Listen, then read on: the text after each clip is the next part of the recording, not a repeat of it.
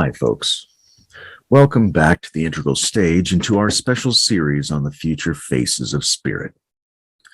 Once upon a time, there was a woman named Ruth, who was my maternal grandmother, who died when I was quite young, but told me she was leaving me some books. When I got old enough to read these books, it turned out they were a compendium of 20th century esoterica. In particular, I loved the huge volume of Manly P. Hall's Secret Teachings of All Ages. The index and the pages were in Roman numerals. Every chapter had a huge drawing of the dimensions of Norse mythology, or the mathematical proportions of the Great Pyramid, or the grand man of Kabbalistic iconography. I fell in love with reproductions of the cryptic notebooks of the alchemists and the coded rituals of the Freemasons and the fragmentary Dharma teachings of the Hermetic cults. This sense of the occult and magical as a quasi-technical enterprise that crosses cultural boundaries and is available to rational thinkers was exhilarating. And today, when I talk with people about the potential social dynamics of the religion that is not a religion, or the production of a spiritually active, integrative, transdisciplinary meta-theory, I also make a point of trying to touch in with the active lineages of smart adepts and embodied explorers of big picture, big history world maps who have been around for hundreds or thousands of years and whose collective work forms the deep trans-lineage wisdom that has been used and been with us since the time of the primal shamans. So I'm very happy today to be sitting down with the true Wai, who cannot be named, to talk about the convergence of esoteric insight and the bleeding edge of contemporary science in a coherent, multidimensional worldview. Hi, Wai. Hello, Layman. Glad to be here. Greetings from London. First question, what does the H stand for? It stands for Hong, Wai H Tsang. Okay. Yeah. so it's got mystical connotations because Hong was the name of the guy who started the Taiping Rebellion. So when I learned that, I thought to myself, great, yeah. So you, it seems to me, you must have had a moment in your life where you were working on things like information processing models and computation, and you started to think about the brain as a fractal where the neurons are reiterating the overall structure of the brain, and you saw or felt that this was really connected with a lot of ancient teachings around as above, so below, right? The idea that there's a person-like phenomenon at multiple scales. What was that moment for you? When did you start to really see and feel the importance of this stuff? Oh, that's a pretty straightforward question to answer, because like many people, I am quite happy to admit, no regrets, but basically my early 20s, age 22 to kind of 27, 28, Saturn returning, was heavily psychedelic. Like I got so involved in that scene in London, like you wouldn't believe how heavily I was involved. And I guess the first intimation was basically, it was after not the first experience on psychedelics. It was kind of a year later. It was basically strong LSD, basically, like many people. It was summer. There was a sexy young woman. There was automatic tantra going on. There was a ginormous orgasm, and I became God. Sorry, that's very blunt, isn't it? So that's like perfect. Many people, and then it was like it was like, wow, it's like I had a full-blown mystical experience. Now, it was impossible to integrate that experience in my life.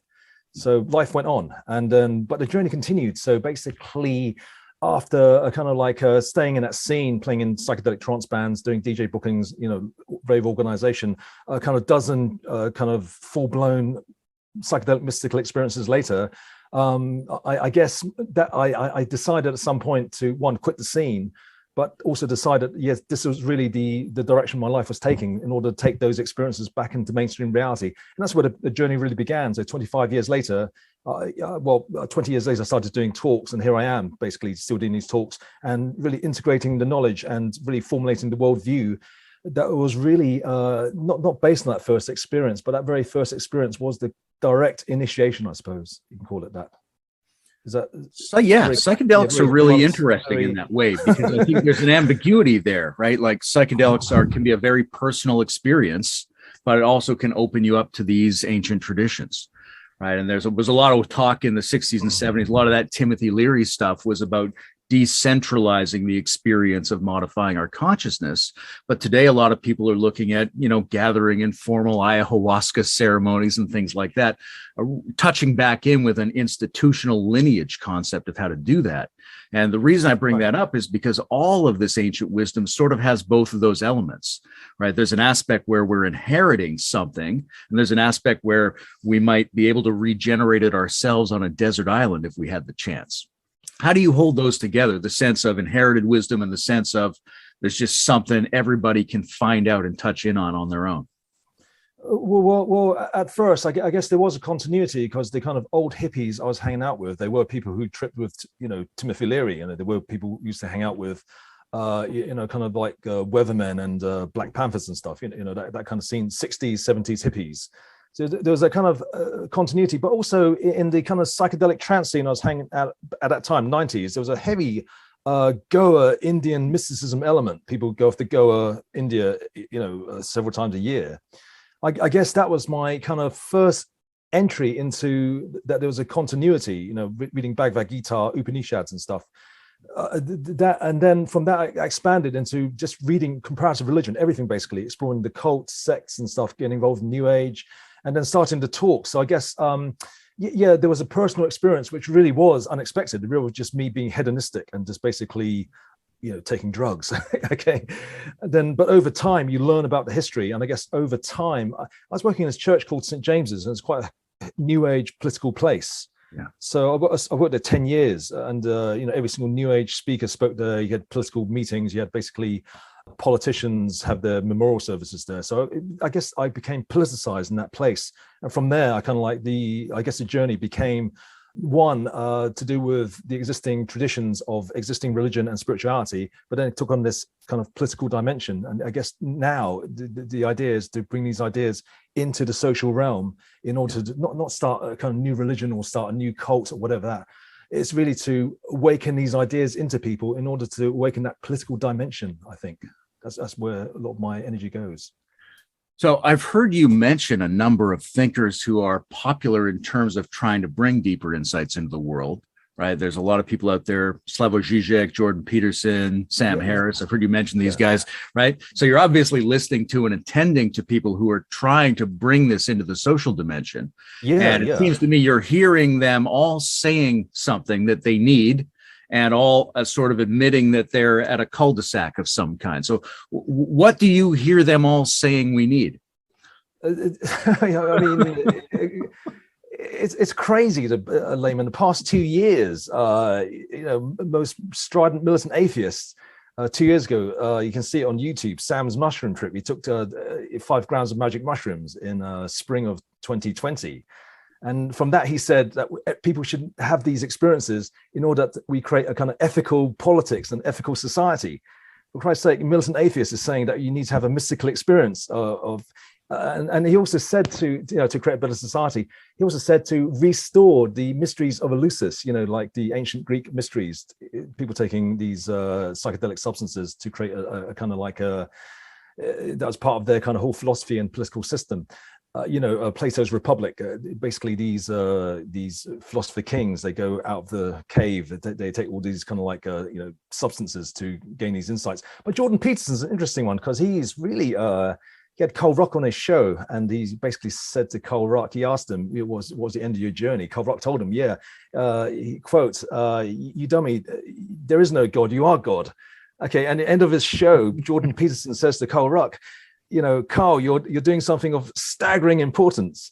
So I think these ideas of mystical experiences, not necessarily psychedelic, but I guess transcendent experiences can actually somehow be relevant for society, for the modern world.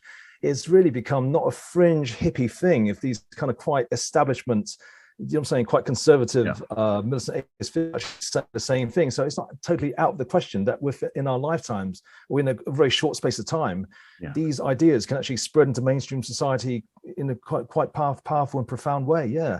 So I guess what these thinkers are saying, and Zizek, calls himself a atheist Hegelian. Of course, Hegel thought he was God. The entire Hegelian system is Hermetic Christianity. So you have these kind of like quite big name atheist thinkers, going into this kind of mystical ascendant, say esoteric dimension. And I think it's really a kind of like sign of the kind of what's coming in the pipeline, I think. Yeah, definitely. Yeah, it seems like, I mean, all this stuff has never been too far away from society. It's always been there at the edge or underneath. And we seem to be in a time now where, like, we're looking at the world saying a lot of our sensible solutions have not worked, right? A lot of things that make complete sense are not slowing down the catastrophes. So what else have we got? What else could we try? Right. Well, Layman, that's the crazy thing. This idea that, non-duality, or somehow, we are the universe, or somehow we are the totality of all existence. That is, that's the core truth within these Manly P. Hall mysteries, esoterica, Vajrayana Buddhism, Tantra, Sufism, etc., Hermetic Christianity. The really funny thing is, as you say, it's really below this. It's everywhere. Once you realize it, it's everywhere. In the greatest American novel, Moby Dick. That's what the story is about. Captain Ahab actually says he's God in chapter 36. America's most popular, poet, Rumi, is a Sufi. That's the core belief. Wadat al-Wujud, the unity of all essence of all being. So obviously, Bible, read between the lines. I mean, this is esotericism, mysticism. Once the truth comes out, I think it's people realize, my God, this truth was basically all over the place. It just needed interpreting. And once it's interpreted, it's like the world flips. History is completely revised. Your view of reality completely changes. So what's, how would you summarize what's in this transformed worldview, other than the psychedelic experience is extremely useful, and we should have some kind of relationship to the concept of non-duality, or, the interdependent unity of all things. Other than those, what else is in it? What would you say characterizes this deep esoteric understanding that you see as being revitalized and clarified by contemporary science? Well, you see, this is where it's really good, because what many atheist thinkers, philosophers, political scientists are saying is that concepts like the concept of progress comes from religion. So John Gray is an atheist philosopher. He writes an entire book saying that the very idea of progressiveness came from prophecies. I could also point to other things like Plato's cave and the philosopher king. The philosopher king leaves the cave and has to then go back to society, to lead society to the good, which is progress again. And ideas like people like Douglas Murray, the most prominent new atheists, people like that are recognizing that the modern worldview doesn't do the sanctity of human life. It doesn't do human dignity. So on a very basic level, what we call spiritual values, but also the values of the Enlightenment, the values behind liberalism, are really underpinned by this really esoteric cosmological metaphysical assumptions. So I think on a very basic level, it kind of restores what people are utterly familiar with anyway, and including atheists. But these metaphysical cosmological assumptions got eroded through the process of modernity. And from a very simple view of things, basically these core essences of society, of politics, of morality become restored and have the kind of foundations returned. What does it do for you as an individual? Like, how do you relate to the world differently? How do you feel differently, sort of accepting and seeing into these sorts of understandings as opposed to not seeing into them? Like, aside from being good for society, how is it good for you? I think Layman, on a very simple level, I think this is one of the reasons why psychedelics is kind of like being encouraged for people with terminal disease, is that basically you see an aspect of yourself which is beyond your body. And I think one of the kind of like malaises of the modern world is basically this fear of death. That one of the kind of like negative aspects of modernity is basically, we've banished God, we've banished heaven in the clouds, but there's nothing to replace it with. So one of the things which I guess in my personal life, it gave me kind of security. This experience of being the universe, it kind of gave you a kind of like a new kind of a perspective on things. Personally, I mean, I guess in my life, it's maybe more kind of like, it's maybe more idealist, I suppose.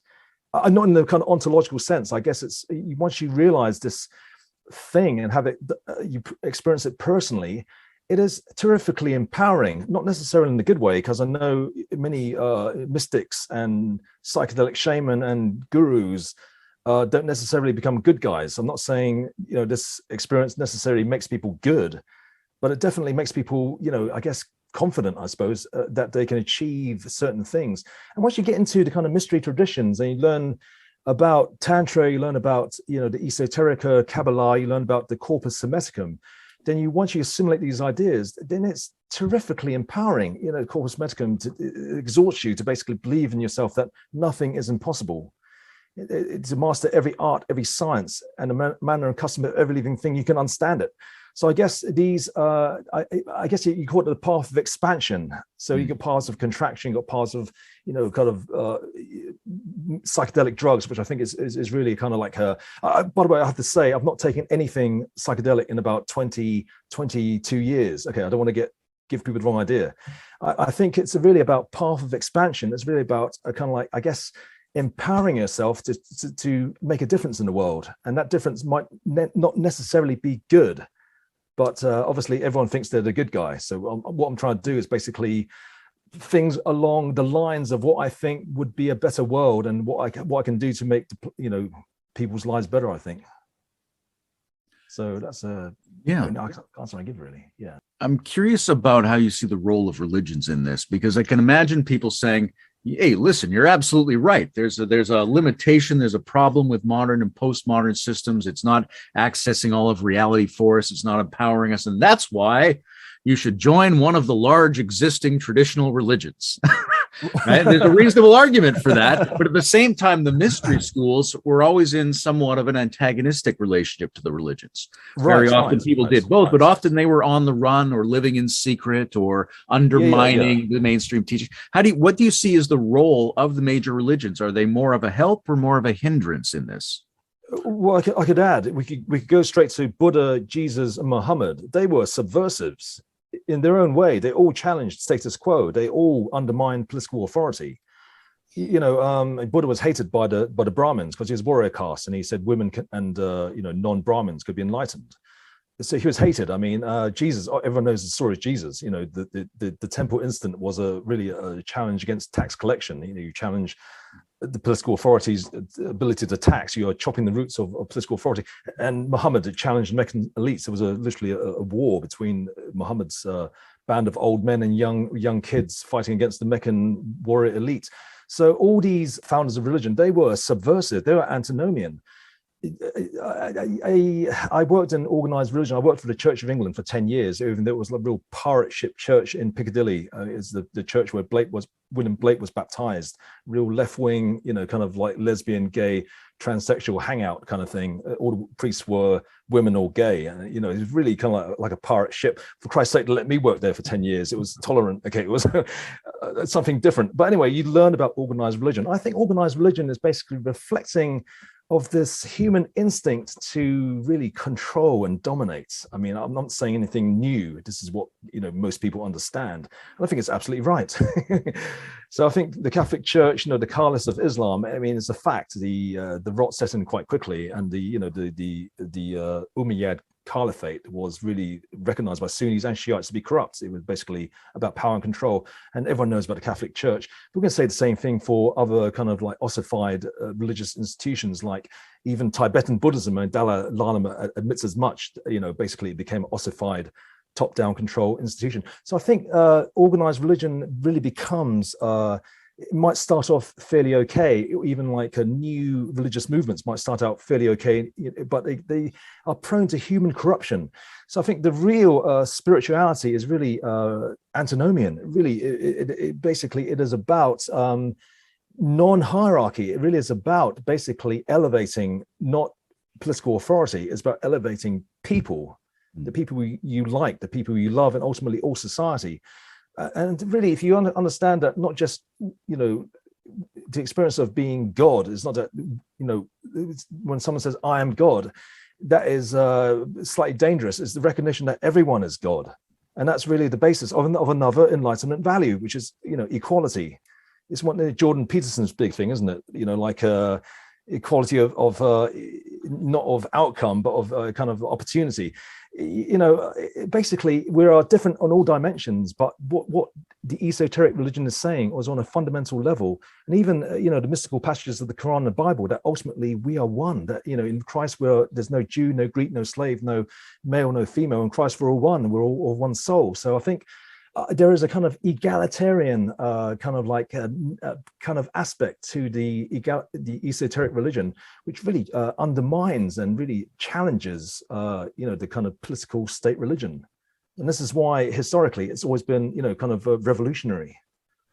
Well, that leads to the question of how you would actually set up social organizations that fostered this. If is there something in setting up social organization that is inherently corrupting of the egalitarian gnosis? Or when you're looking at it from the point of view of brain structure and cybernetics and fractal self-similar systems, is there a way to use new thinking about systems to make social organizations in a way that encourage this rather than allow it to become corrupted?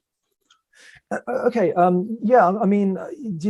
Freemasonry really started off really egalitarian. The idea that in Europe you had these Freemason lodges, and it was unheard of that aristocrats would mix up with bourgeoisie, would mix up with commoners, basically, in a Freemason lodge. And in that lodge, you were essentially equivalent. There was a hierarchy, but basically you could aspire, even as a commoner, to climb that hierarchy, which was unheard of at that time. But I think from the late 18th century onwards, I think even then it became kind of ossified and kind of like hierarchical, and it kind of lost its kind of like original kind of intentions. By the early 19th century, that was kind of gone. What I think is that it is not, there's this thing about Hegel versus Kierkegaard. There's basically existentialism versus kind of like finding your happiness in the state. But I think it's fractal. It's not one or the other. I guess it's not being totally individualistic and not being totally social. It is kind of like fractal, like layers of the onion, basically, the kind of selfish genes view, the kind of like, I guess the kind of like inbuilt genetic behavior that we have is basically, and it's true, it's basically altruism, kin selection. It's myself, my family, my clan, my race, in that order, with perhaps, based on George Price's work, genocide to people, genetically dissimilar to me. And that's not hypothetical. That's been played out through history and, in the animal kingdom. What I'd say is basically this understanding gives us a kind of like, yes, it gives us kind of like, of course, we look out for our friends and family. Of course, I care more about my kids than I was in the park playground today than some other kid, basically that is human. But I guess what it is striking the balance between myself, my family, my clan, and race and stuff, and also wider society and other races, but also the cosmic as well. So I think it's not one or the other, Kierkegaard, existentialism, working on myself, total choice of oneself, versus Hegel, that your meaning is in the state. I think it's layers, concentric layers of the onion. You have to basically strike the balance between all of them. Funny thing is, Switzerland, where my partner's from, they really struck an individualistic kind of like a view of society. They really rejected Marx and socialism. They really, Marx hated them because Engels hated them, but Marx really was kind of suspicious of the Swiss because the Swiss really rejected his work. But at the same time, the Swiss, they do their national service. They do their, they do the collective thing as well. So I think that's what's needed. I think, yes, you have to work on yourself, but you also have to look after your family and friends, but then you have to look out for wider society and the world and other races. But then there's that cosmic dimension. So I guess it's striking that, saying that all of it at once, I think. Well, I'm not going to put you on the spot with this question, but I would love to know how Wai would design an esoteric organization. Oh no, I wouldn't. Yeah, exactly, right. There's some interesting questions down that road, but anyway, we'll move on to something else, which is no, I just want to wander around, give talks, and write books, and kind of like give lectures and do interviews and stuff, and people I'm really what I see is basically like the Renaissance. There wasn't a kind of like central Renaissance base that kind of like controlled Europe from Florence, was there? It was basically a dissemination of ideas, and those ideas had a will of their own. Of course, there were organizations that called themselves Rosicrucian or Freemason lodges, which became kind of like institutions which propelled those ideas. But I think there's a lack of central command. It was really a kind of like a worldview which transmitted from Florence, and that was the revolution. So I see that's my role, really, just communicating ideas. It's hard to know, because one of the things that goes along with esoteric lineage is the idea that there are other hidden, layers of adepts and networks at play.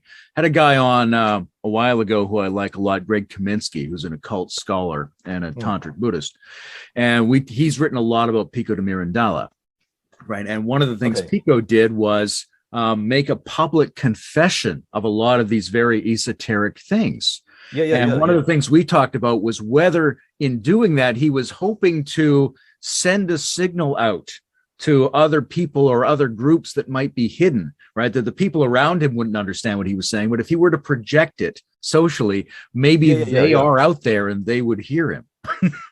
Oh, no, Layman, totally. I mean, Pico de Mirandola, more than most people, in his oration on the dignity of man, which was really widely read. It's called the Manifesto of the Renaissance.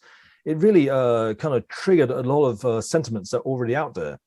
I've been doing this for 25 years now. I've been quite, it's almost as if, I've got, tattooed on my forehead, everyone is God. So, so I've been doing these talks for quite a while now. And I realized basically this truth is really common, more than most people know. Kind of website, it doesn't get as much traffic as before, but it basically still gets several thousand hits a day, individual views, and people write to me, and I realize basically this idea it's hidden because people are too embarrassed to talk about it. But I realized, and also working at St. James's for 10 years and hearing all these New Age gurus and meeting all the people who come into the church, I realized basically it's almost like this unspeakable truth, and also corpus medicum, it warns you, don't speak it because you can be murdered, you can be laughed at, you can be ridiculed. Okay, this is the pattern. But if you can actually really bring this truth in the open, then I think you can really instigate, like Pico de Mirandola, like Marcelo Ficino. They were like the epicenters. They didn't start an organization, but they kind of transmitted this message out there. What is unique in what I'm saying, what I have to offer, which I've based on these talks I've given the past 20 years, I've kind of taken pieces of the scientific jigsaw, stuff I've read, kind of like over the past, kind of like, I guess, over life. Something astounding happened, something incredible happened. It's absolutely remarkable, amazing. But basically, there's always been parallels between science and religion. Okay, literally in the past 5-10 years, all these little kind of pieces of the jigsaw puzzle, these little parallels between science and religion, they now form a composite picture that clicks together in such a consistent, rational, logical way that is also the perfect, complete return of the esoteric mysteries. So I think that is what's going to really trigger, you know what I'm saying, bring about the great change that I think could happen. That doesn't mean, it's not me starting an organization, it's me trying to transmit this idea into the public domain. So that's where most of my work goes now.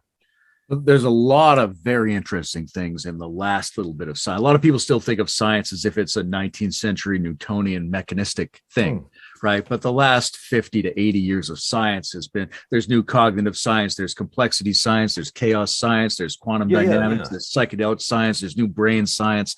There's, if you put all that together, you get a worldview that's very different than what we used to imagine was the scientific worldview.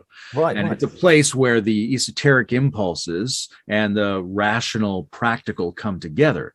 And it seems to me that anciently that was the case. If I think about prehistoric shamans, naturalism pervades, right? The science and the religion of the early human experience is about figuring out how we can work and participate with what really exists in nature. So where does it deviate? Why has science and esoteric spirituality deviated for so long? What do you think drove them apart? I think it's partly because the esoteric truths really could not be explained rationally. And I think when you have the main text of the Renaissance, the Corpus Hermeticum, telling you to keep it secret, and not talk about it. And also, when people talk about this truth, basically they get killed. That's been the historical kind of like pattern. I guess the truth is very easily lost. And I think even when you get to, you got Pico della Mirandola, who totally believed in it. He believed he was Renaissance Magus. He believed, totally, he says it in his Oration on Dignity of Man, the union between God and man is something as a fact to him. The Corpus Hermeticum goes on it. There's no book that goes into the idea that man and God, woman and God are one and the same more intensely than the Corpus Hermeticum, I think. Not even the Upanishads, which is a more kind of wide set of works. Over time, this truth of the Corpus Hermeticum via the kind of like the Oration on Dignity of Man, even by the time of Francis Bacon, was being watered down. By the time you get to Newton, the so-called last Magus, yes, he said God was a mathematician. But by then, the kind of theistic God, the God within, the God that operates in this world through the Magus, was lost. And obviously, by the 19th century, by the end of 19th century, Nietzsche was saying God is dead, kind of thing. I guess the truth was lost, and with it, the esotericism, with it, the values of this kind of like, this Renaissance Enlightenment movement. That's what the situation we have today. So it was a kind of like a kind of process of, I guess, materialism had a lot to do with it as well. So this is the situation we have today. So I guess now is basically to bring it back to the roots now through science. Do you think there was, an insufficiency in appreciating the body and the material in some of the ancient esoteric doctrines that needed to be corrected in this fashion? Do you think it was a deviation, or do you think it was a phase of correction that we're now overcoming? I think a lot of that had to do with also organized religion, kind of like the Catholic Church and later the Church of England saying, drawing a separation between God and the person, which also involves drawing a separation between divinity and the body. Yeah. So I think this was to do with, and the same thing happened in India, the same kind of corruptions happened in Tibet, India, and China. So it's not exclusive to Europe. And I think over time, you can't really have a priest intercede on your behalf and at the same time let that person believe that God is inside you. So you kind of have to separate God from the person, and there's that control factor again. And it's also because these esoteric truths empower people, and when the powers that be read texts like the Corpus Hermeticum, they can see, look, the Corpus Hermeticum is telling people to not take any shit from anyone in a kind of like, it's telling people to be excel yourselves and basically not put yourself under anybody, to surpass anybody, and to imagine you can do anything, to do the impossible. Very dangerous, isn't it? So witches are burned.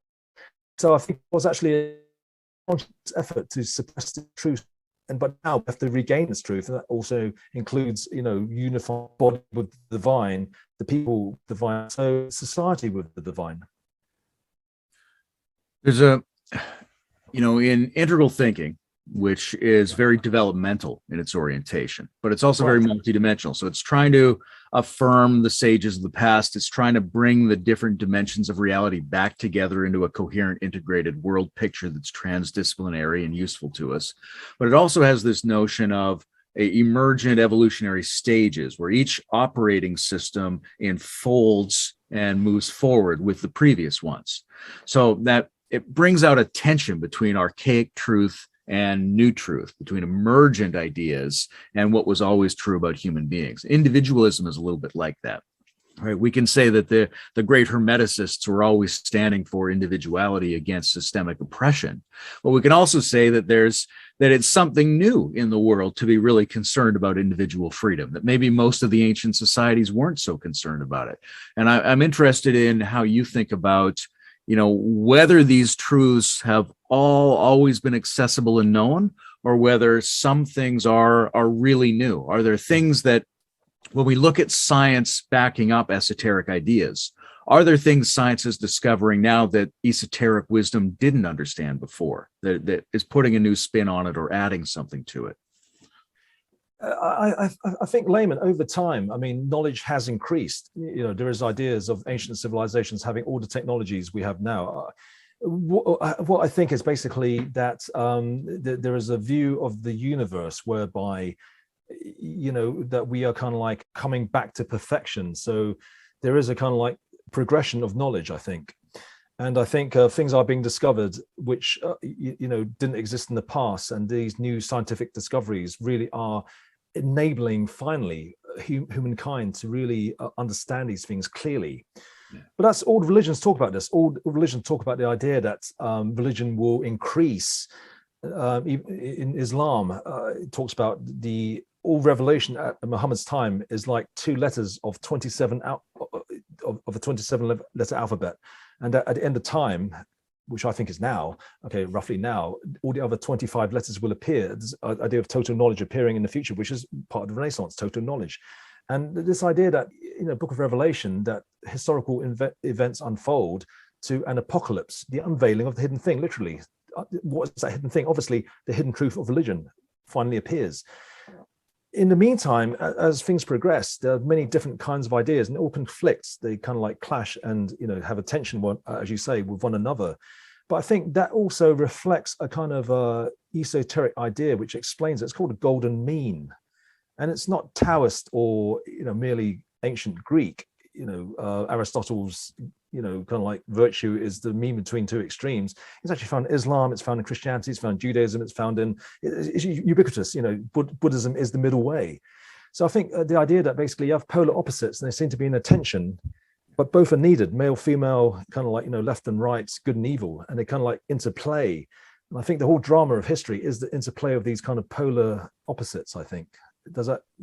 Yeah, no, that's great. And I mean, I like it. So there's a very tidy answer in there that I think you gave early on, which was, it's a feature of classical and archaic esoteric wisdom to stipulate that new things will be discovered and emerge. Right. Yes. Right. I'm very fond of this kind of new scientific idea. One of the other aspects of religion and esoterica and spirituality in general is this idea of teleology, that basically the universe converges to a set point. So this is ubiquitous, the idea of that eventually the cosmic Christ, the celestial Buddha, the universal Vishnu is the end evolution of the universe. And science from the past 10, 20 years is really confirming this fact. I mean, there's this idea called the destiny wave function of time symmetric quantum mechanics. It was discovered it was invented 40 years ago, but the guy who did it, Yakir Aharonov, he was actually nominated for the 2008 Nobel Prize in Physics. He didn't win it, but a year later, 2010, I think, he won the US Presidential Medal for Science, very, very prestigious. So that fringe idea 40 years ago has become quite mainstream. So it's the idea that basically the destiny wave function kind of like, like guides the universe to a set conclusion.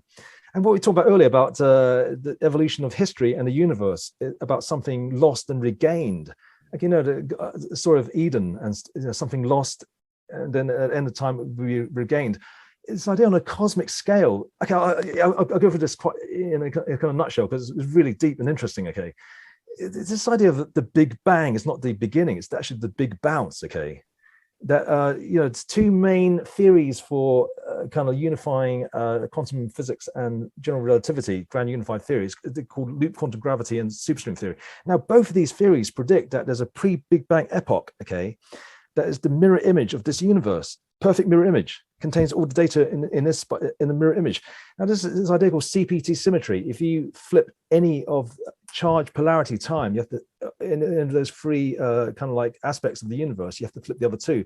So if you have a kind of mirror image, you're flipping polarity, okay, which means you flip time, which means, okay, if the Big Bang is not the beginning, it's the Big Bounce. It means we're bouncing back because time in flips. We're bouncing back to the origin. And the origin is basically the idea that the origin involves perfection, and that the kind of counterclock phase involves the kind of time inversion, that perfection is dissolved. Hindu metaphysics, the body of God becomes a universe, and the universe becomes a body of God again, Eden regained, is actually being kind of corroborated by modern science. So the universe, instead of perfection, kind of dissolves itself into the Big Bang singularity, and then the Big Bang is the reflection point, and we're bouncing back to perfection. What you're saying about earlier about regaining past knowledge is actually corroborated by modern science, I believe. It's very, it sounds very fractal in the sense that you can go to the strange attractor, and then you can move through a lot of things that surprise you, and then you return to the same basic patterning structure after a while. right? Right. You haven't necessarily circled back, but it's very much like circling back because you're rediscovering a shape that was already there and repeats itself. Right. It's often you got a transcendent template. You call it the image of God. You know, this is where you kind of connects with existing ideas of holons, because instead of holons, you got fractals basically, which means you got recursively nested structure, but all the recursive nesting, they have a symmetry with one another. They basically reflect one another. So it's basically old ancient idea of microcosm as macrocosm. So fractal universe is something that's quite mainstream science these days. So yeah, there's this idea that there is an image of God, and it's like a fractal template. That this fractal template is manifested in our bodies, in our lives, in society. That's actually in the Bible, that the society is seen as the body of Christ. And then you can extrapolate that to the planet, to galaxies, to sheets of galaxies, and to our universe. But yeah. It's the idea that before we get to the cosmic Christ, the universal Vishnu, the celestial Buddha, which is the beginning, that's the final, that's the end of the universe. It's basically when the entire universe becomes a single organism and then goes, my God, I am God, has a final enlightenment, but my body is also the entire universe. And that is the end. And that then recreates the cycle again. Absolutely. And in between, people become God, society becomes God, galaxies become God until the final cosmic Christ becomes God. It made me think. Once in a while, I say to myself, a fractal is a slice of a holon. I'm never exactly sure what that means, but I say it to myself once in a while. It's exactly the same concept, except fractal implies the kind of recursively nested symmetry, whereas a holon could say, each contained object could be something completely different. Yeah, when you look at the geometry of holons, but I think if you like in terms of what a holon does, it has to be able to sustain some kind of repeated organic regularity within itself in order to be stable. Yeah. I guess. That's it. Let me tell you, this popped into my mind when you mentioned the golden mean, because I have a concern around the golden mean. I'm very attracted to, and I think it's computers are going to give us the ability to do this more and more, which is a mathematical algorithmic correlation to the things we think of as virtuous, right? The what's natural, what's beautiful, those things. There's no reason we can't make really good mathematical models of what that is to help ourselves generate more of those things. I'm very keen on that. And I think with their limited mathematical capacities, ancient people really had a sense that we needed to do that. Not only that it was possible, but that we needed to do that in order to structure the world in a way that resonates with virtue. But there's another idea called the Overton window, which is a political idea, which says if you disturb the sense of what the radical options are, people split the difference. And then the tendency to find the middle way is perverted by people who control it by controlling your sense of what the extremes are. So how do we find the middle way without getting hacked by people? Well, I guess one answer is that over time, Layman, the middle way basically moves around. I mean, like Buddha talked about the middle way, but actually the middle way back in his time was actually really extremely austere. So, his disciples following his middle way, they couldn't enjoy their food. They weren't allowed to enjoy their food. They had to, basically kind of make it into some kind of gunky little balls. They weren't allowed to enjoy it, no flavoring and stuff. And the regime of his adepts was very, very extreme. So the middle way has changed. I guess over time, the middle way kind of adapts and evolves. I mean, what's considered barbaric or brutal, 1,000 years ago, or what we consider brutal and barbaric now was actually normal 1,000 years ago, and what things we do as normal now 1,000 years in time would be considered really barbaric and really kind of I guess it moves around. People manipulating the Overton window in order to manipulate politics, manipulate people, manipulate what the mean is. I guess that is one of the challenges of politics. You have to basically define the worldview. You have to define and challenge existing worldviews in order to shape the Overton window as you need to see it, basically. So that's politics is always contested, and I think that's where the idea that you need to communicate a compelling, convincing, logically sound, and actually kind of like something that can really, kind of inspire people into the wider world, and basically may the best worldview win. I think that's the only answer I can give, really.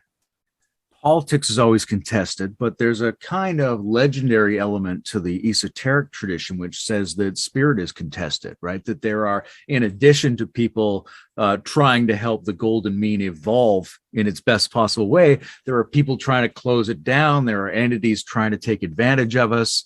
There are dark adepts trying to manipulate our context and take advantage of esoteric wisdom to suppress the empowerment of other people. Does that seem like just paranoia to you, or does it seem like there might be something to that? No. I mean, Layman, these to me are facts of life. Basically, that the cosmic battle between good and evil is fought within ourselves. That, I'm not some angelic being. I've lots of vices, and I'm not some paragon of virtue. At the same time, I recognize in the world, I mean, it takes someone who's slightly evil to see evil in this world, I suppose. I see basically, forces that are evil, basically, that lead to human suffering and death and destruction. What's happening on the planet, what's happening with these wars going on with the arms industry and stuff. What I think is that I think basically there's black magic and there's white magic. There is a set conclusion, which is that it's basically the will of God. It's the hand of providence. And that's back to our destiny wave function again. So I think the spiritual idea that there is a kind of benign good that shapes the overall reality, but within that overall reality, kind of like you've got shades of gray battling out for supremacy, for power, for love, for attention, whatever. That's the human game.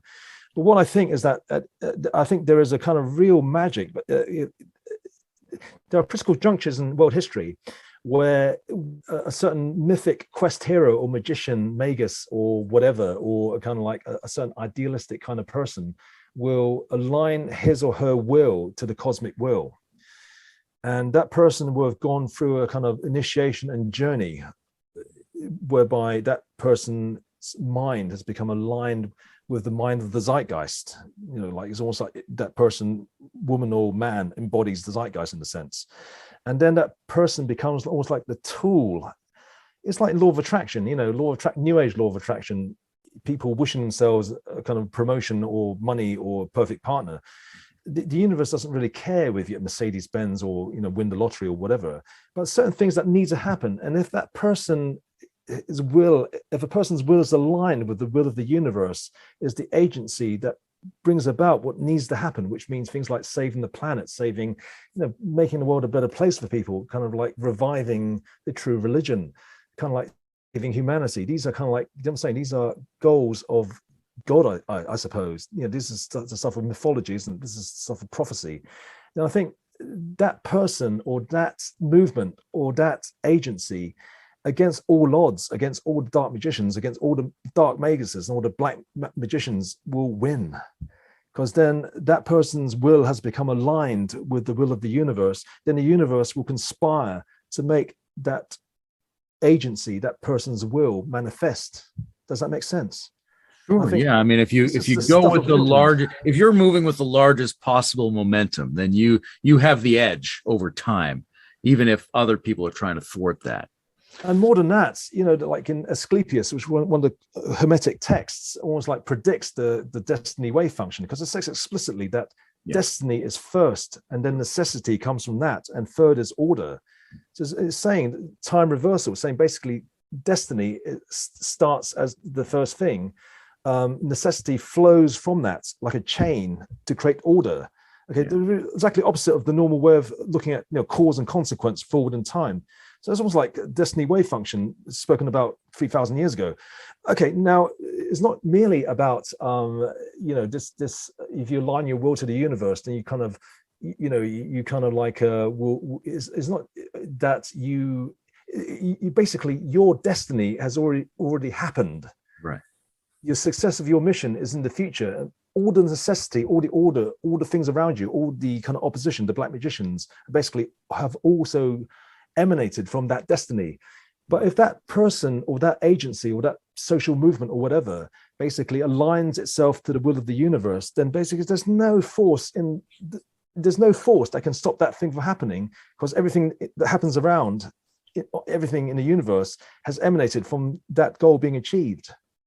Does that make sense? It's almost like Yeah, yes, it does. I mean, Destination. there's everything's retro causally oriented around the pre-existing presumption of this event. But is that event necessarily positive, or could that event equally be a tragedy and a failure that's retroactively patterning the system and all the interactions? Well, if we take the assumption that basically there is a backward tree of creation, then obviously in the future it's not annihilation and chaos and disorder and death, is it? Because it's basically you're approaching a point of creation. So the actual future point is one of love, goodness, and creation, and rightness and perfection, that then emanates backwards into chaos and imperfection, etc. So as we approach things forwards in time, it's almost as if there's a tree of life emanating backwards in time, and it's a tree of nourishment and goodness and life, that there is no kind of point of death from which life emanates. So necessarily, as we go into the future, it is a point of life. That's how I see things. It's very, very Teilhard de Chardin, I think. Oh, it's straight from the Bible. I mean, you know, there is a tree. If you align yourself with that tree, there is life. If you basically go away from this tree of life, then there's death and suffering. I think that's true. And I think if people can, back to you, if you align yourself to that will of the universe, then there is life, there is happiness, there is prosperity, there is love. If you kind of like through your life deviate from that tree, then there is suffering, there is death, there is non-life, I think. No, I think that's largely true. I think every desire presupposes some version of the good, right? And then there are more and more competent versions of the good, which those are subsets of. So insofar as you wanted to do bad because it felt good to you, you would already be you'd be a little tributary toward the greater good. Absolutely. Absolutely. Yes. I was chatting to a friend about Hegel. And Hegel's kind of like a agency that creates a kind of, you know, a better world kind of thing, that these agents can be imperfect people. They can be not even know that they're going to be this agency that does something historic, but through they can bumble and stumble their way through life and still basically achieve their ends. I think, back to what I was saying, no one's perfect, that we're all shades of gray, that we kind of bumble and stumble our ways through this life. We kind of, you know, contest one another. And I think in our lives there's virtue and there is kind of like a non-virtue. I think we you know, no one's perfect, but there's certain ways of behaving that allow you to become prosperous and successful. And there's certain ways of behaving that make you end up like dead or on the street or basically suffer and cause suffering. Those certain ways I think are interesting. Like we might look at what accelerates the process. Right. So you go like, this is a thing that comes up in developmental theory a lot. You go, well, overall, there's a positive developmental move to history, but that doesn't mean we're not going to make the wrong move for the next 1,000 years. Like, oh, that might be a long arc of history, but it's definitely going toward the good. But how do we stay more closely on track? How do we accelerate the process? How do we move ahead with that more competently than we might otherwise do? What do we do in our lives to accelerate that? Is essentially from taking a kind of a spiritual view. I'm not saying the view of organized religion. I'm saying if you recognize spiritual realities, okay, one, recognize in the eternal spirit that we are the God within us, but also recognize the kind of validity of this kind of like I guess the hand of providence, or the kind of like mythic archetypes manifesting in the world. You know, the good will always triumph over evil. That these are kind of maps that in the past have driven revolutionary movements, but also driven social movements to people creating the good. You know, this is kind of like a really universal concept. You know, this idea of a transcendent experience, or a kind of like either through direct experience or through it being taught through spiritual works or spiritual organizations, and that these ideas kind of really make society work. Do you know what I'm saying? There's basically an aspect to people which is selfish genes, myself, my family, my clan, my race, in that order, which is very tribal, which is basically the dominant kind of like kind of mindset of modern age. That's what's going wrong with society. But there's a kind of recurring idea that the mythic quest hero basically comes back and restores Camelot. You know, Plato's philosopher king has the mystical experience outside a cave and then comes back into the cave that leads society toward the good.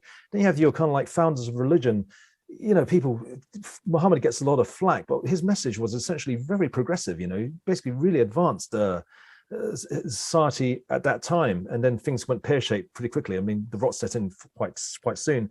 So I think there is a kind of template, there is a set of values, there is a set of beliefs which is kind of like spiritual, which has really all through history held society together.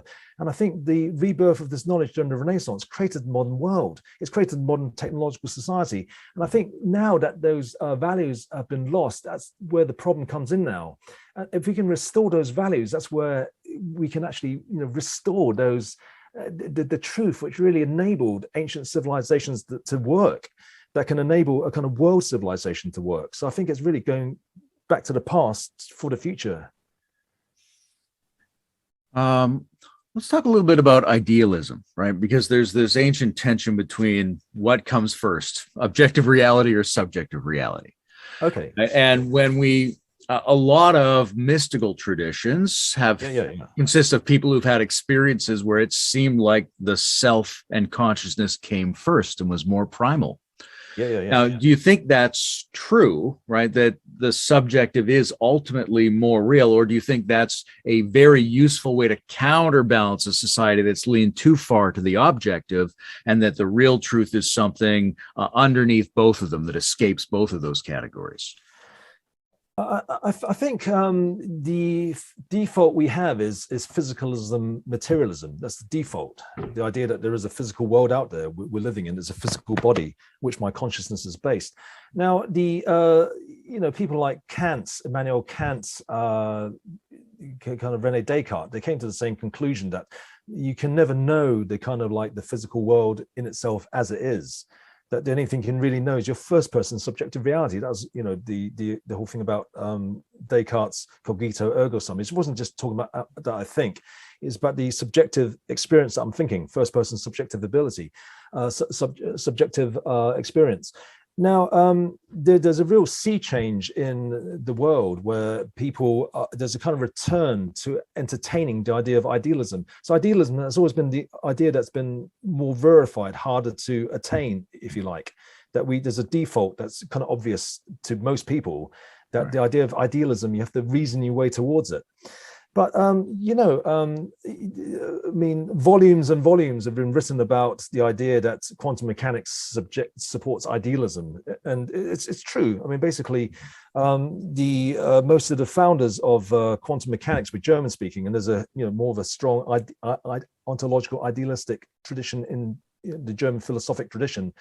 But to them, the idea that if you don't look at the moon, it doesn't exist, it wasn't such a hard thing to accept, because there was this idealistic in German philosophy. Now it was challenged in the mid-19th century by other strains of thought in German intellectual life, but it was always there. Now something's happened recently that even David Chalmers, like one of the prominent theorists of consciousness, has wrote a paper in 2017. He said basically he read a paper years ago saying that people start off materialists and then end up as idealists.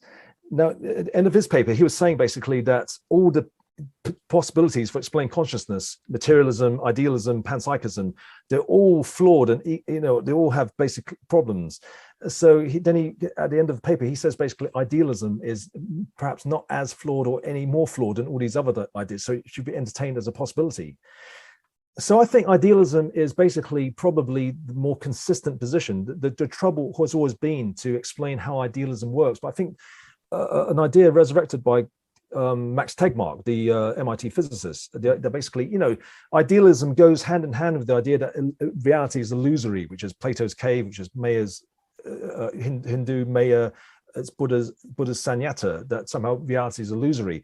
Now, the idea of Max Tegmark reinstated is the notion that physical reality doesn't exist. It exists as like a mathematical object, which is basically Pythagoras, it's ancient Egyptian mysteries. Now we have this thing called virtual reality now, which basically, you have these virtual realities, which are very convincing, but they don't exist. They exist as mathematical models. So I think basically the idea that there is a logos, there's a mathematical object, which holds not just this universe, but all possible universes. And that with this mathematical object, like the Mandelbrot set, we use that to manifest first person subjective reality. And that explains the kind of like the mystery of objective physical reality. And if physics and is going mathematical anyway, if all physical theories are pure mathematics, then we can just do away with the notion of there being a physical existence outside of mathematics. So it's kind of neat, isn't it? So it's a complete return to the ancient mysteries for the 21st century. Another example of that. That's very Gnostic. It's amazing how beautiful the kind of these cutting edge scientific ideas are really reflections of ancient ideas, and how they just come together to form this composite picture, which is basically the same thing as what these people like Pythagoras and these even Manly P. Hall and Buddha and all these kind of mystics were saying for thousands of years. It seems to me there's an ambiguity about ideas between what it means to know and what it means to understand. One of the things in Ken Wilber's model is this notion of vertical and horizontal. So you could horizontally get seemingly a new operating system. You could speak a new language, you could adopt a whole new set of ideas, but you haven't necessarily changed. You might still be at the same basic structure of cognitive complexity you were using before, as opposed to someone who took time and went through experiences and added a bunch more structure and integrated that. And now they've matured in a sense to a new kind of operating system. So you could easily have somebody say, yes, well, I believe consciousness is primary, or I believe we are God. But does it matter the content of their statement, or does it matter whether they've really understood and really embodied that? Like, how do we tell the difference? Like, is it useful for people to simply adopt in their own minds the cognitive script of something that sounds like the ancient Hermetic tradition?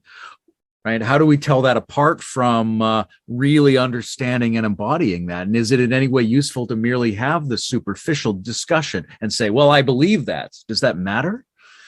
I think in the realm of ideas, Layman, what you have to do, you have to accommodate the spectrum of belief, basically.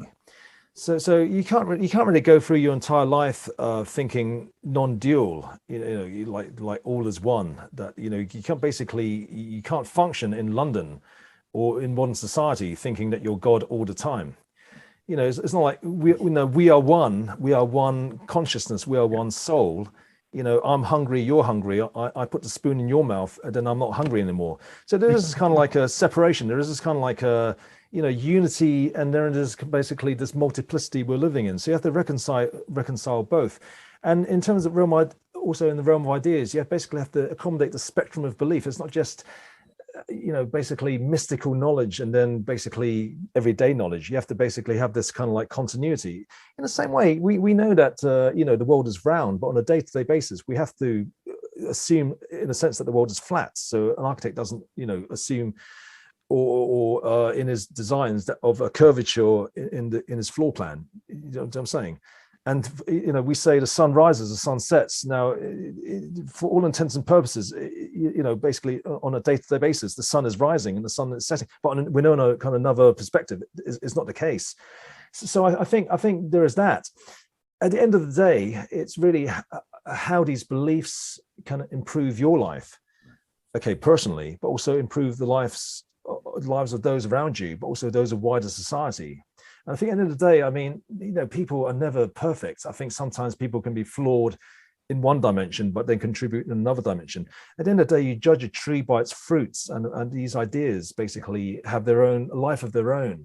And if a person, has these massive ideas and then does nothing with them, then you really can't ascertain, basically, does the person believe it on a high level or low level or whatever. You can't make the judgment, basically.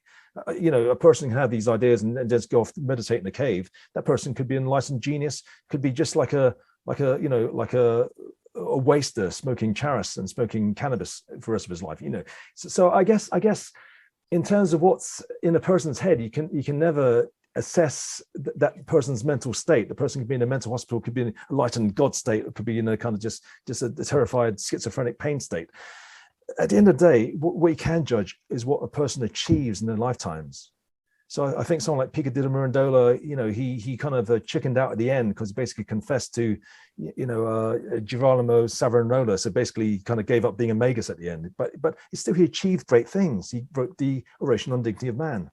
So I think at the end of the day, you know, even a Jesus Christ, or even like a, like Hegel's genius of the age, they can end up as kind of like totally flawed characters and be judged on a kind of very kind of like by their peers to be kind of very flawed, but they can still achieve great things. Does that make sense? So it does. It's I mean, it's a tricky, it's a slippery thing. Yeah, it's a tricky thing. Like, could you imagine a society where everybody's actually living in a way that you think is terrible, but what they all say to each other is everything you believe? You know, I mean, it's so hard to assess. At the end of the day, people have to make up their own minds what they want. But there's certain things like, you know, suffering and death and war and, you know, ecological environmental catastrophe, which is probably most people can judge that this is quite bad because it's going to lead to lots of death and suffering. So on that level, you can make quite a fair assessment. But in terms of, you know, what is the happy society, I think, you know, what's happy society to some people is going to be kind of hell and quite boring for others, I think. I guess at the end of the day, I think, you know, together with accommodating the spectrum of belief, I think, you know, in terms of politics, you have to accommodate the spectrum of the way people want to live, I suppose. So I really am for kind of pluralistic, kind of multifaceted societies. That's what I believe in, really. A conversation that comes up a lot in the kind of communities that I'm in is whether or not there should be a sort of overarching belief system, or whether it's important for people to specialize, right? So you've got, on the one hand, the people that lean toward integral theory tend to be a little bit more psycho-spiritual in their orientation, right? And we have a lot in common with people who lean toward Bildung and metamodernism, but they tend to be a little bit more sociopolitical in their orientation. Right. So is that a problem that they're more sociopolitical and less spiritual, or is that a healthy, normal, complementary specialization? The funny thing about Bildung, I mean, I read this book called Nordic Secret, and the authors, they're promoting this kind of 21st century Bildung. They acknowledged that in the beginning of the book early on, that Bildung came from a concept which meant to shape oneself in the image of God, which is essentially corpus mescum, which is essentially Tantra. And so I guess the modern Bildung has taken out the spirituality. And, you know, I believe from what I've heard in conversation that, you know, the integral crowd does have this kind of like a non-dual aspect to it. What I think is basically that physical reality in the world is an organic unity. That's ancient belief. And I think a proper understanding of reality and the world, a full understanding, would also likewise be an organic unity. And I think things may seem all relative and diverse and kind of multiplicity of, you know, different things, but I think there is an absolute around which all this relative diversity clusters around. And when you can actually, you know, show that this is the case, you have a kind of overarching worldview that then accommodates the kind of like relative views. So, you know, for instance, Bildung, you know, as I said, basically there is a kind of mystical core to it, but it doesn't mean there's people doing 21st century Bildung are trying to shape themselves in the image of God. Do you know what I mean? It just means that basically they can be totally atheistic and be totally non-religious. But you should give people a kind of like upgrade path whereby people can move around these different domains and show the kind of like, I guess that there is an absolute. They can, you know what I'm saying? They can shift around to show the kind of underlying unity, I guess the underlying symmetry behind all the diversity. Does that make sense? It does. And I use the Bildung as an example to illustrate. Bildung is an interesting way to think about this, because it was so much around this kind of almost Renaissance ideal of the divine human. Yes. Right? Then there's a question of, if we take that out and yet we still try to build up those practices, is that enough for those people? Are they in alignment with this, even though they're not thinking of God? Or do they have to also think about God to do it completely? I think it's this is exactly the same as the idea of in Tibetan Tantra of resultant path and causal path. They're basically the causal path. You don't know what the result is, but you behave in such a way to gain some kind of reward after many kind of reincarnations, as kind of, pie in the sky or whatever. But the resultant path, you know what the result is. That basically deity yoga. So resultant path versus causal path. So you can do Bildung and do things, and you become, socially active and kind of like civically minded and holistic education, all well and good, and that's fine, absolutely fine. But I think it's like the causal path. Basically, there is a kind of, I guess, another level of the pyramid that people can opt into if they like. So then you have the resultant path, the Bildung, which is, really. The authors of Nordic Secret recognize that basically all the people who promoted Bildung were Freemasons. Freemasonry is heavily corpus medicum, is essentially Renaissance, Hermetic kind of wisdom in institutionalized form. So I guess, I'm not saying Freemasons are kind of pursuing, shaping themselves in the image of God. Some are actually. I know a lot of Freemasons here. They write to me, and I know many in London. Many of them are very unspiritual. But you got to give people, I guess, the upgrade path and show that there is a kind of like bigger picture. Do you know what I'm saying? I'm not trying to sound condescending, but if you see that everything's organic unity, you can see all these separate kind of relative kind of views, that there is underlying symmetry, there's underlying truth. And if you actually on their choice, on their level of development, offer them that upgrade path if they like. Yeah, I think it's important for the option to be available. It seems that different types of people might lean one way or the other, right? Because there's some people like, I don't need to know where I'm going, I just need to keep integrating. And other people need to know what full integration might look and feel like. And sometimes you might have to switch back and forth between these, because I think there's a lot of, there's a risk that you're going to lose motivation and confidence if you aren't in touch with what it might be like to complete the task. Yeah, I mean, with a shift in worldview, I mean, like the kind of organic unity of the universe and the world kind of being made manifest and becoming really quite mainstream. It's like what we were talking about earlier with respect to Sam Harris and Jordan Peterson, both of them advocating in their own way. Actually, Sam Harris saying explicitly that somehow the Eleusinian mysteries must be reinstated for the 21st century. So I'm sorry to go back to psychedelic drugs again. They're both these mainstream, kind of popular intellectuals are saying an ancient Greek institute that basically was involved in taking the psychedelic kykeon to become unified with God. They're saying this must be reinstated for the 21st century. I would say that is really the ultimate initiation. And if you can really restore the ancient worldview, then basically we should create Eleusis. And this is the initiation, not just be told of your God, to have a little glimpse, to actually start the process. But I think that society needs to accommodate that Eleusinian aspect in the future, I believe. Yeah, absolutely. Yeah. Other than clarifying your ideas and communing with other people who are in this same kind of spirit space and reflecting back upon earlier transformative psychedelic experiences, what's your spiritual practice? What do you do in a regular way to participate and grow in terms of this wisdom we're talking about? I think Layman, I think I exist very much in my head. I'm a very kind of like I'm very kind of like a kind of ideas person. So I think my path is probably Sankhya, Bhagavad Gita, Nanamarg. In the corpus medicum, I mean, it is just knowing. I mean, is really kind of like is seen as the primary way. I mean, the knowledge and the pursuit of this knowledge, and kind of like in not the corpus medicum, but a related work called Asclepius. It says explicitly, it's by means of the mind that we become unified with God. So I guess my path is Sankhya, mixed with a kind of like I do kind of meditations, not yantras or mantra. I do actually do mantra meditations, but what really works for me is focusing on my body. That really works for me. Okay, I had a mystical experience years ago, and basically I had a mystical experience that involved Abraxas. Okay, the god Abraxas, Gnostic god. And in that full-blown mystical state, I basically had a connection with Abraxas. So Abraxas gems act as kind of like talisman to keep me in that state, like a crucifix would for a Christian, say.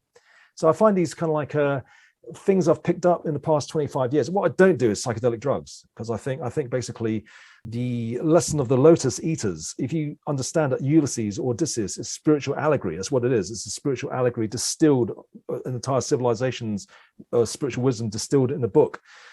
the Lotus Eaters is the first port of call. It's the initiation. So what you don't do is basically, if you're trying to build up to a kind of like, God consciousness or whatever, then I think you can give yourself a reminder of psychedelic drugs, but it's very quite destructive. You really lose a lot of strength. You really kind of come down. Okay.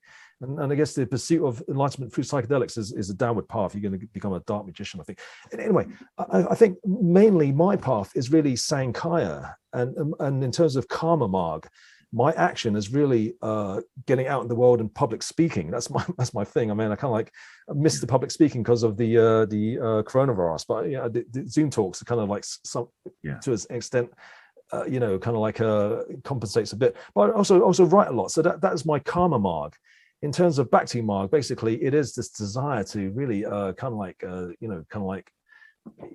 is a kind of like a political desire to do things in the social realm. Mm-hmm. And also I do a lot of work with artificial intelligence and also software, and also communicating ideas about the brain.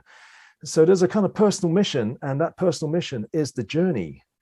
So that's my path of expansion. So it is Sankhya. It is basically, it is study. It's basically going through ideas in my head, basically. And it's also in my actions. It's basically getting out in the world and actually giving talks and actually doing these, presentations and actually writing. So that's my thing. But the ultimate goal, which I think will take me to, it doesn't matter. Once you realize you're God, you got all eternity to become, fully enlightened. If you're doing this life, fine. If you don't, that doesn't matter, because you've got eternity ahead of you. That if I can achieve my kind of like temporal goals, then I do believe that it's going to lead to one, happiness, my personal kind of like ability to feel satisfied with myself and what I'm doing. But I do have a kind of like intuition that it might lead to some kind of heightened state of consciousness. So I'm building up towards it. Yeah. Does that make sense? That sounds good. I fall sometimes. I appreciate the element of the spirituality of this as well. Like I do a lot of practices personally, but there's something about talking to people, leading courses, giving talks, or doing live chat where we're communing on the valuable and ultimate themes. And there's something about this which is an aspect of spiritual practice, I think. Absolutely.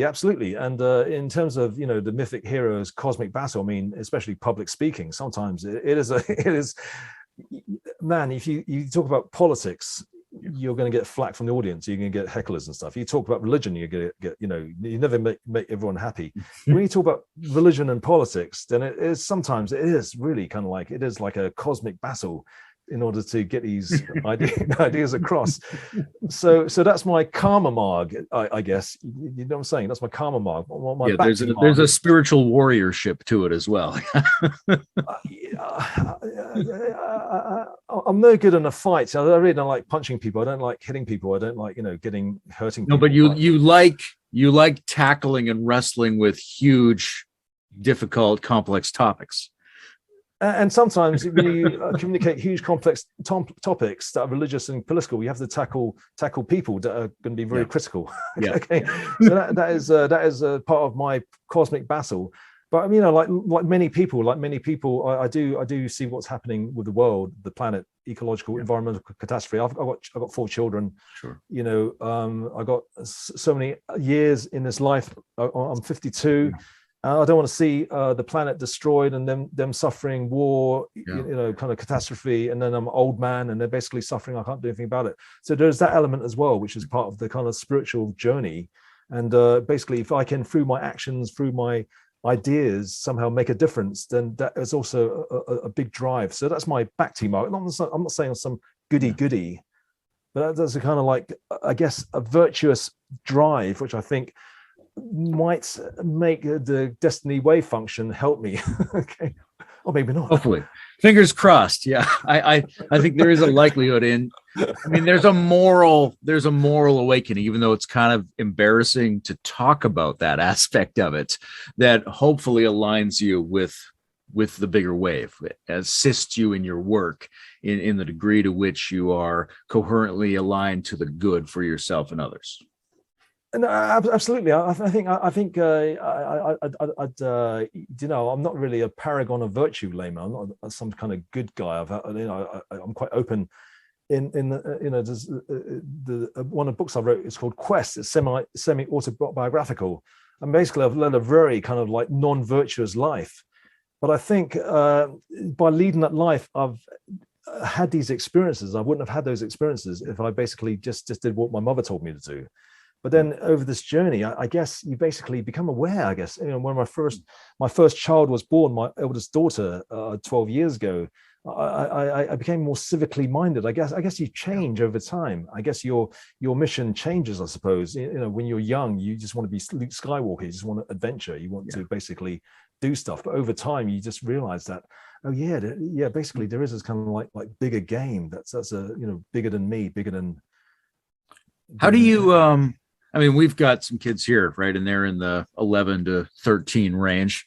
How do you talk to your kids about, what their life is going to look like, what the middle 21st century is likely to be? And how are you preparing them for, like, on the one hand, we can change some things and we can play a role, but on the other hand, some things are already locked in that are going to be very destabilizing. How are you preparing them and and exchanging with them to think about, what the next couple decades are going to be like on this planet?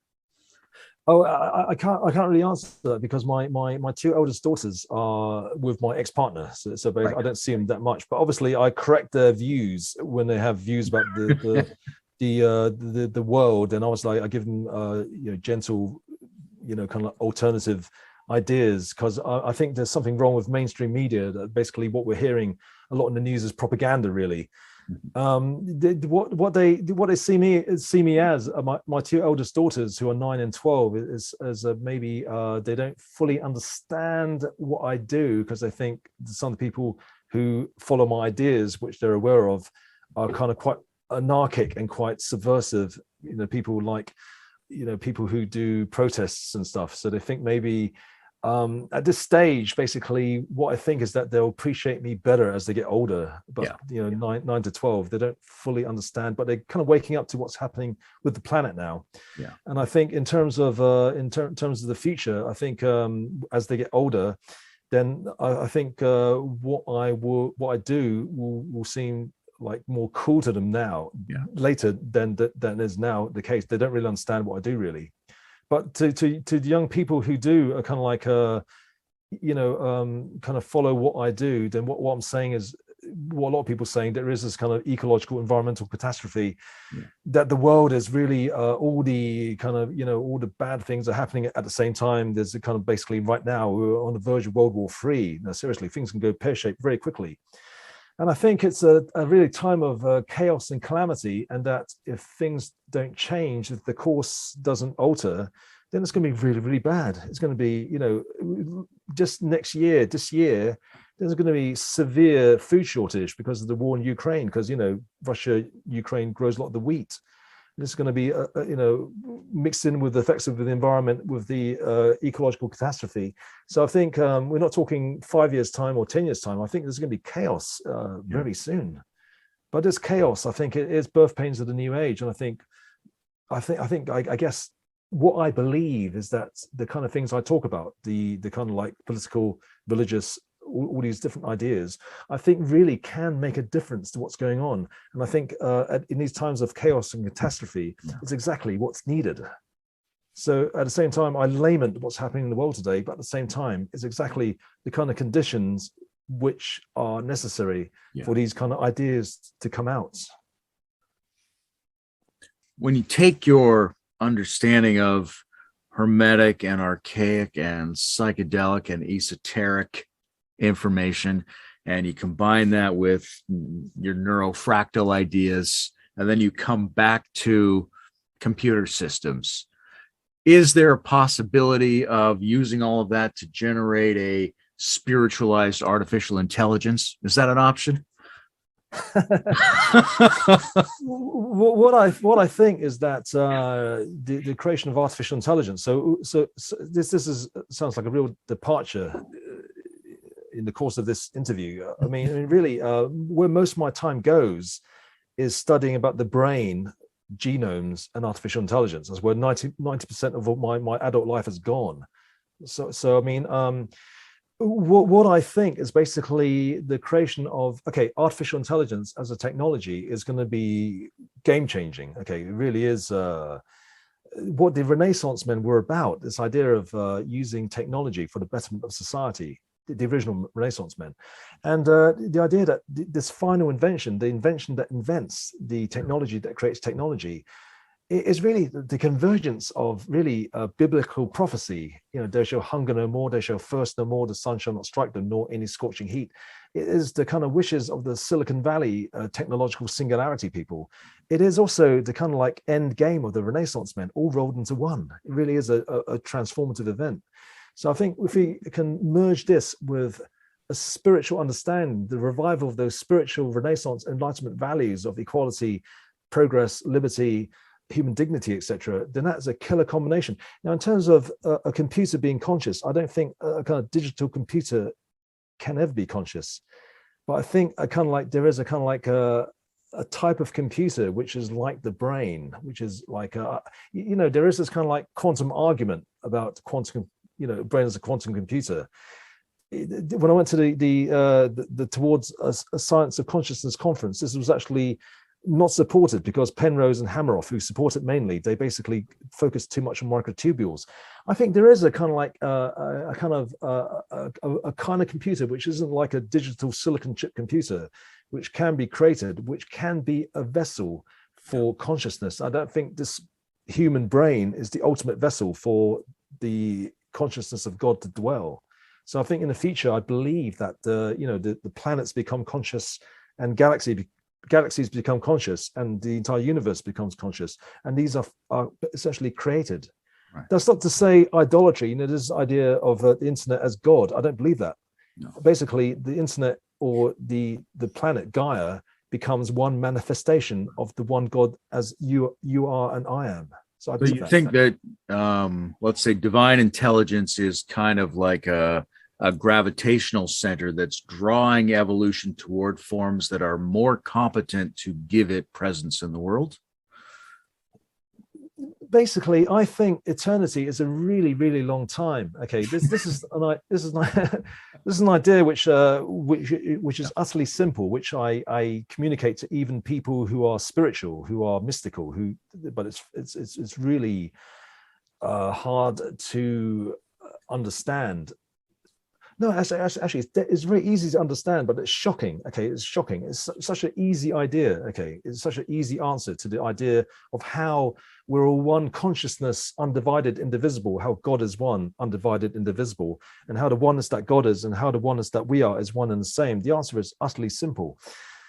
You know, the idea that there is this experience of being totality, being all things, the experience of being God. I mean, God of big capital letters, as you probably understand in the same way. It is essentially the idea that basically eternity is a really, really long time.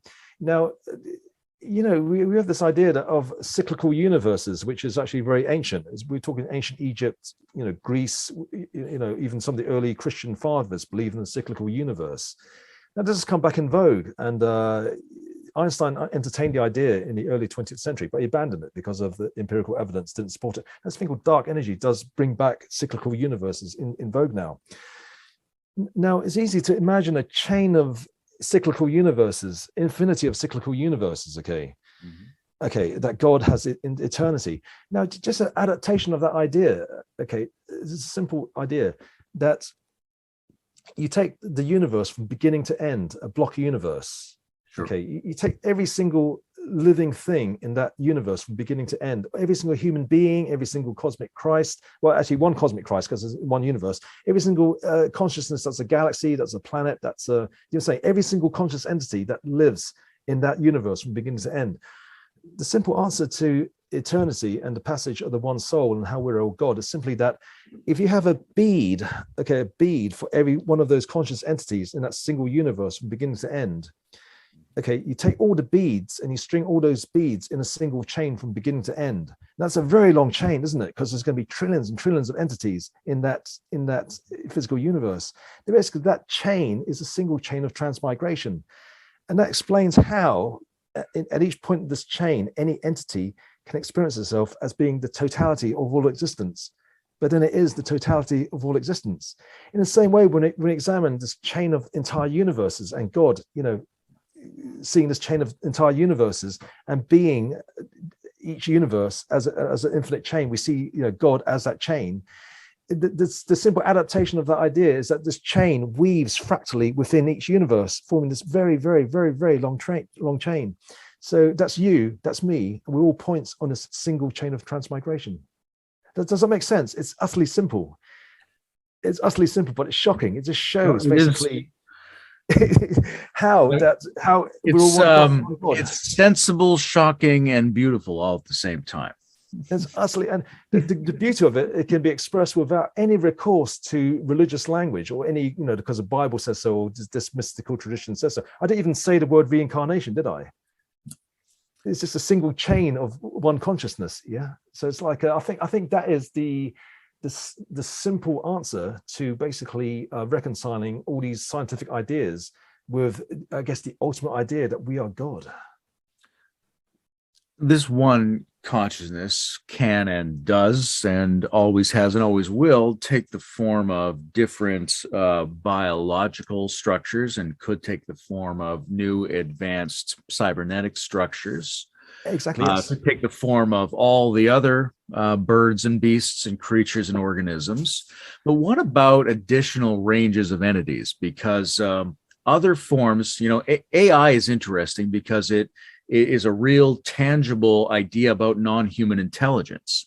But the esoteric traditions have always speculated about and tried to have communion with a variety of other non-human or disembodied intelligences. So what's your take on entities, so to speak? Well, these entities will also be, because there's only one consciousness, they'll also be part of this chain. So I think there are kind of like projections we can make into, but what actually exists is just the one consciousness. There is the idea of different types of intelligence. There's this idea called mind design space. Okay, this is quite current in artificial intelligence. That basically the human intelligence, the human mind, is just one point of a whole range of different minds. Right. And I think it's absolutely mistaken. I think basically there is something very special about intelligence. I think there's something so special about intelligence. It is unique, and this unique aspect is really replicated in all conscious beings. So it takes a bit of explaining to explain what that unique thing is. But I think back to fractals again, I think there is this fractal template, and that same fractal is manifested in all possible consciousnesses in this entire universe. But that same fractal template can be manifested on a planetary scale, galactic scale, and on a cosmic scale. And I think that the idea that through our ingenuity we can actually create vessels for this fractal template to exist and to hold the one consciousness, I believe that, yes. It's not going to be digital computers. It's going to be a new breed of computers. Well, I'm out of questions. Is there anything else you want to talk about? I could go on all night, Layman. I do give talks about magic. I give talks about artificial intelligence. I give loads of talks about neuroscience. So, I mean, what I would suggest to your listeners, and basically just follow my YouTube channel, and basically, loads of Zoom talk coming. Connect with me on Facebook, on social media, etc. And basically, there's loads more things I do talk about. Yes. Is there? What's the one thing you don't yet know that you'd really like to know? One thing I don't know that I'd really like to know. Children and women are sometimes a mystery to me. Okay. One thing I'd like to know. I'm still learning. There's loads of things in the political realm. There's loads of things to do with what's the hidden hand governing history. Is there a kind of like great big conspiracy? Is there a kind of like overarching cabal, and will I meet these people one day, etc. kind of thing. So there are these mysteries to do with politics, to do with world history, which are still kind of like being, I guess, manifested to me, and kind of like I'm uncovering. But as the journey continues, then I'm finding I am kind of the layers of the onion really are unraveling. I guess once you have the ultimate mystery that you know you're God, you have this kind of like basically you have this kind of like perspective that you have this kind of like hope. You have this kind of like confidence that somehow, you know, that these mysteries will be revealed. And when, you know, like the corpus mescum saying that, you know, take it upon yourself to understand all things, to uncover all these mysteries. I guess the key word is total knowledge. I think you can aspire to it. If you don't get to it in this lifetime, it doesn't matter, you'll get there. So I think there are these kind of like ultimate mysteries. One thing I am working on actually to do with kind of like developmental mysticism is basically developing a unified theory of the brain and mystical practice. So to understand, say, a talk I gave a couple of months ago really tried to understand why different psychedelic drugs, even though they influence different chemical pathways, serotonin, norepinephrine, acetylcholine, dopamine, etc., what's the common denominator? And is it possible to then create a unified theory of how all these different approaches to gaining mystical experiences of being one with God, and then create a unified theory based on, and, you know, reduce it to pure neuroscience? So that is probably something pending in the future. Well, that's exciting. And I mean, this has been a great deal of fun for me. I appreciate it very much. And although we both already know everything and have infinite time to realize that in, there's been an element of just surfing around and playing in this conversation, but let's definitely do another talk sometime. And when you're ready, and really dive into this neuromystical unified theory you're working on. I would love to. Yeah. I mean, really, I was thinking of talking more about that tonight, but just doesn't come out. I mean, this really is exciting. I mean, really is okay. One is it to explain to people that they are, like, you know, the one consciousness. But what I think is that if you can really compellingly explain why, you know, Tantra, Kabbalah, the ideas of the corpus mescum, you know, paths of contraction, paths of expansion, and also the psychedelic thing, why all these different methods work, you know, in a totally consistent, compelling way. That's really the cherry on the cake, isn't it? Absolutely. And in terms of, I'll be delighted to come back, Layman. I can't believe we talked for an hour and a half. It shows what fun this conversation has been. It's felt like literally like 15 minutes. Yeah, absolutely. It's zoomed right by. There's been a real flow state here, and oh my god, yeah, absolutely. Let's do another one, and that theme of neuromysticism and unified theory and how those things fit together. I think there's a lot of people really excited about these topics, and yeah, let's do it again sometime. Fantastic! I can't wait. I look forward. Cheers. Absolute pleasure.